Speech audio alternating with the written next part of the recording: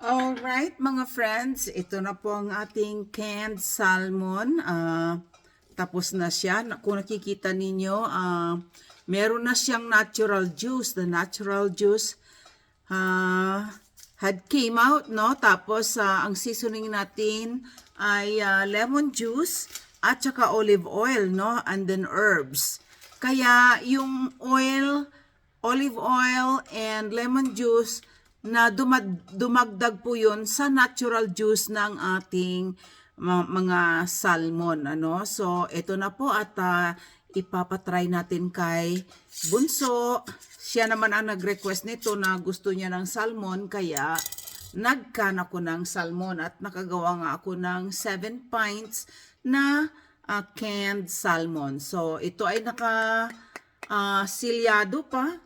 Silyado siya, no? Ayan siya, oh. Silyado siya. Kaya, bubuksan natin para matry ni Bunso. Pagkabukas po nito, ipapainit po natin siya dito sa isang maliit na pot kasi maliit lang naman itong garapon na ito. Kaya maliit lang naman ang kaldero ang ating kailangan. Okay, so buksan natin.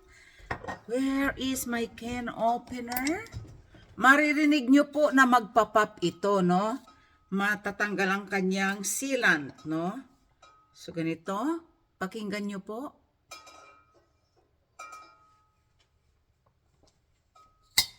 Ay, ayaw niya. Ayan, no? I need to get a good grip. Ayan. I can't open it, hon. You open it. Talagang silyadong silyado. Yun po, narinig nyo po yun? Ayan.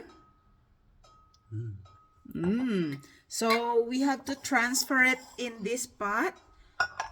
Ayan.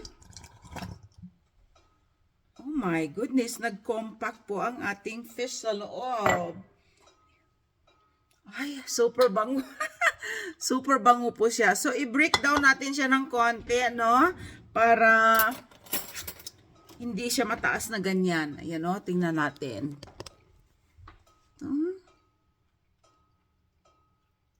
Ooh, yummy. Ayan. So, painit lang natin siya. Ayan. Na-i-break down ko na siya. Painit natin siya and taste test in a little bit. Salamat po.